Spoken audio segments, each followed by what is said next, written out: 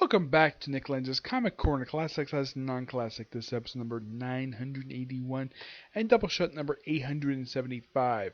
I have one Marvel trade and the other one's an IDW trade but publishes stuff from a different company. I'll talk about that in just a minute. I'll talk about it after I talk about this Marvel trade. First up it is Deadpool by Skottie Young. Volume 1, Marking for Money. Yes. That is seriously what they titled this trade. Even though it's not printed on the side of the trade in the spine, it's printed on the inside for some reason. I have no idea why this is. This collects the first 6 issues of Deadpool Volume 5.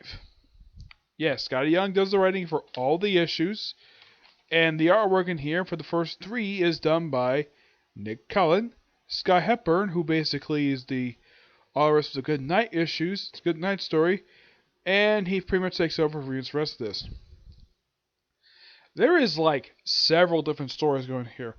First, we have Deadpool getting hired by another biker hired by a biker to kill a rival biker who looks like frickin' Lobo. Yeah, I'm not kidding about this. This guy looks like frickin' Lobo. Yeah, I'm not sure why this is. Like, they designed this guy to be like almost a carbon copy size of Lobo. Yeah, he looks like frickin' Lobo. He kills him after a little while fighting, also tears off his clothes, walks on in his birthday suit for a while, and then puts on this thing made of stuffed animals to cover up his groin area. Yeah, at least he's decent around. His only supporting character appears on these issues. Who's the supporting character in this series for Deadpool? It's Nagasonic Teenage Warhead, and by the way, this is from her look from the Deadpool movies. Yep, they brought her back from in the Deadpool in the Mercin Money series, and they kept her around. And now she's basically a supporting character in Deadpool, and she's kind of acting like Deadpool's secretary in the way. Basically, she's answering all his calls. When she asks one time to bring coffee, she flips him the bird. Yeah, but then Deadpool apparently has a weapon to destroy this Celestial, who apparently can destroy plants by vomiting on them. Okay. Interesting. Then he basically goes to a storage unit to find a board they have from the Deadpool Team Up series. Yeah, they actually have editorial that here too. He also meets up with Bob Hydra. Yeah. Funny to see this guy. Eventually defeats the Celestial pretty easily. And of course, I should point out the Avengers still appear in this book are the lineup that Jason Aaron first formed in this first arc of Final Host. This is after Final Host and probably before they move into their current base operation, which is the Avengers Mountain. Yep, and then he goes to Weird World, has a encounter with Morgan Le Fay. That's quite interesting. Let's see, it's like every 2 issues, it's like a 2-part story. Like, first is the Celestial who basically vomits on people. Vomits on planets. That goes on for like 2 issues. We also have, in the second issue, we also have the Champions take on Juggernaut. Now, when I'm going to show you the Juggernaut's look in here, like, really? That's the kind of like Juggernaut's current look? Yeah, I should point out though, Juggernaut's appearance before this was actually first issue of Jean Grey, before he got the power. No idea why. Also, at least they can praise the fact Skottie Young doesn't write the Avengers as basically being jerked to the Champions. As a matter of fact, they don't count this in the whole issue. Yep, and then after this quick little 2-part, actually it's a 3-parter. Yeah, it's a 3-parter. Yeah, after this is pretty much wrapped up, thanks to, of course, Deadpool using the Fastball Special. Yeah, this is pretty much taken care of. He also has this thing where he has to, have people pay him to do things. Yep, because he's a mercenary. Want to save the world? Pay me. Yeah, but then he basically goes out with various stuff. He's like, takes a couple of guns out, and he goes on a plane to meet up with a few different people. Like, he goes to Weird World. Yep, he goes to Weird World. Has a encounter with the stars of the original Weird World series. Yeah, I'm not kidding about that. These are the stars of the original Weird World comic from the Doug Mullica run. Yeah. He also runs the frickin' Archon. Yes, an old Avengers villain. He also fought the X-Men. Yep. Runs to him. Then he runs to Jennifer Kale. And yes, these two have never met. And I'm thinking, this is Jennifer Kale. When I saw this look, I'm like, wow. It's like they kind of made Jennifer Kale look completely different now she's normally depicted. But yeah, that's Jennifer Kale. And apparently gets lost from his group. So apparently they fall in love, they get married, and then by the end of the storyline they're divorced. Yep. So he marries a character who never got married before. And yeah, so this goes on for roughly about 2 issues. Yep, the whole thing with him in Weird World. He gets out of there. Actually, through 1 issue in Weird World. In issue 5, he basically fights off against a guy who's basically kind of like a new Black Talon who makes these electronic devices to make you with the zombies. Even though this guy is not called Black Talon, he acts like Black Talon. As a matter of fact, there's a reference to Black Talon later on at the end of this issue. Yep, it's a pretty good little issue. Yeah, nice little standard issue. Basically, Deadpool taking a bunch of zombies. Yep. Oh yeah, and here's the Black Talon reference. Yep, matter of fact, Deadpool's actually meant one of the Black Talons. Yeah, the one who actually was not killed by the freaking Punisher in Greg Rucka's run. The last issue in here is just him, okay, so I'm basically trying to kill him. And is this guy called, let's see if I can find him. A good picture with him. This is Kill Puddle. Yeah, and he gets killed off in this first issue. Yep. These issues are actually pretty fun. It's great though the fact that Skottie Young did 3 parts that it started us off with, and then the other 3 issues be just standalone issues, which is great. A lot of people basically do not like the whole written for the trade, but at least there's something interesting. Like Deadpool, the whole thing with the Guardians and the Avengers in the first few issues. Him going to Weird World. First time he has actually visited Weird World since the end of the ongoing series. Yep. And it takes Deadpool to go there. Fights Black Talon. Fights a one-shot villain. That's really it. This, of course, is really good. It doesn't have much humor, so let's say Gary Duggan's, but at least it's good. This book is 9.5 out of 10. Now we're going to go into something basically, because of the fact this series is celebrating 35 years this year, yes, this is a book basically published by IDW, but originally published by Mirage Comics. You know where I'm going here with this?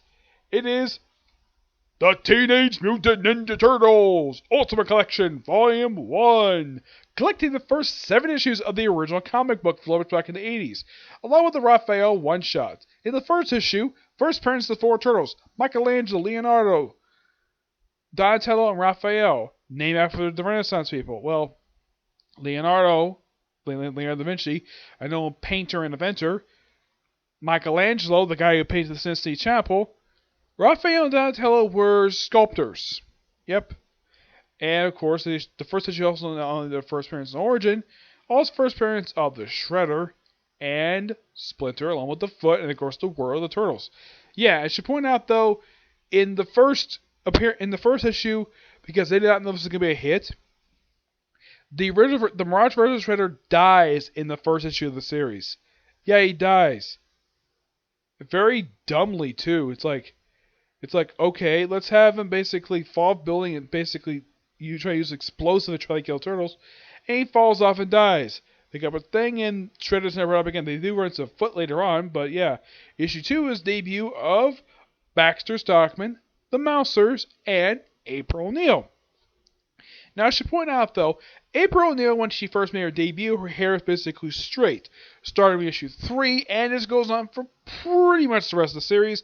She has a curly hair look, which, if anybody's known people in Comic Frontline, brown curly hair, yes, reminds me of Cat for Comic Frontline. Yep, and then he battles the Mousers, and then for the next few issues, basically, they're looking for Splinter. He's gone missing for about a few issues, and of course, they're going to the Raphael issue, which is called Me, Myself, and I, which is the debut of Casey Jones. Yep, they have his debut right in that very issue, and it's a lot. It's not as the episode Casey Jones from the 2003 series, which they actually adapted from here. After that, the last 2 issues just simply have the Turtles fighting TCRI. Yeah, that makes a debut in here. The last few issues basically a debut of the TCRI, the Triceratons, the Federation, who by the way reveal is another one from Star Trek, the Ultrons, and the Future Toy all make their debut in this 4-part storyline, which of course is really, really good. Yep. Like they go, like if you read these issues and if you watch the 2020 series, like, yeah, this looks very familiar, but this is of course how they originally looked back then. Yeah. Now this is April O'Neil. Now I should point out that this is basically the Turtles when they first show up, make their first official appearance. Yeah. Leaning against the wall. I should point out though, yes, the comic is in black and white because that's how they made comics back then. As a matter of fact, the entire original runs in black and white, though it is in color later on. That I did until you got the license to publish these guys. They published it in color. If you want to know how Shredder Splinter looked like in his debut appearance, you're like, man, he looks so different. Like, here is Splinter. Yes, that is Splinter. That's the way he originally looked back at this point in time. Okay, here's one for you. How about the Shredder who makes his debut in this issue along with the Foot? Foot pretty much kind of looked like the way they do on the 87 show with the white, with the like the purple suits. Yeah, here's our Rokusaki, aka the Shredder. Yeah, he only appears in one issue. Then he dies. Yep. And below him, the Foot Clan. Yes, those of you who are familiar with these looks of the Foot Clan are thinking, man, these guys look a lot like the Foot Clan from the 87 TV show. Probably because they took this look. The 2003 show took a different look with them. They kind of updated them. Yep. Yeah, in issue 2 was the debut of the frickin' Mousers. Yep, the Mousers. Here's kind of what they look like, along with the debut of Baxter Stockman. Yes, Baxter Stockman, who in the comics, I should point out that unlike in the 2000 TV show, has any of the 3 TV shows, he has nothing to do with the Shredder. Yeah, this issue is also the debut of April O'Neil, who has this sort of shorter hair look, though she goes grow out a little bit later. Yeah, her look's like this for about a couple issues. Yep, and then, like, at least Caprese of the 2012 series actually had him wear this sweater. Yeah, because in the 2003 series, he's basically wearing lab gloves. He never wore a sweater. Yeah, but then pretty much, like, after this issue, like, Splinter is missing, so, like, issue 3 picks up, like, right... The one thing I love about this series is that it's serialized. Yes, it is very much serialized. And then we have, like, after the Raphael issue, we did have an issue 4, which has debut of April's new look. Of course, it runs to the Foot again. And here's April's new look. This curly hair look. Yes, a look she keeps the entire series. From this issue forward, she keeps this look. Yep, she never changes her hairstyle the whole series. Yet, despite that, in a lot of incarnations of April O'Neil, like in the live action films, all the TV shows, her hair is always straight, well, slightly curly. Here it's curly. Yep. And these issues are just so good. I highly recommend anybody try this out. And originally, yes, it's published by Mirage Comics. Heck, they have annotations in here, basically, of how much time passed between issues. When it originally came back in the 80s. This book is fantastic. This book, a 10 out of 10. Really, really good. I went to my friend Edgar, basically, with reviewing the Turtles. I mean, right now he's reviewing all the Marvel comics, a little bit DC, reading Transformers. But I think you should give the IDW Turtles run a try, because this is really, really good. Like, I get the fact, yes, they're dark, and it's different style for a lot of people. Basically, it's a lot different style that we see nowadays. I mean, the most recent Black and White comic that came out, which just ended just past week, was The Walking Dead. That was by far the only, like, anything that's not a manga comic, basically, everything was published in color. Yes. That was the only comic published in black and white published recently. Nothing else published in black and white I can think of that came out lately. Well, there was a miniseries, and there was Night of the Living Deadpool, but that is a miniseries. But ongoing series, yeah, there hasn't really been one recently. Yeah, Walking Dead was the last official one I can think of that actually was a black and white series. Though the first issue has been released in color. Well, re-released in color. This series, a small majority of the series, has released in color, but not the entirety of it. And here's the weird thing about the next volume. Like with volume 3, they skipped issue 15 for some reason. I don't know why they skip over issues. It's really bizarre. Yep, so that's it for this particular review. stay tuned for my review of the newest chapter of Attack on Titan. Okay? See you there. Bye.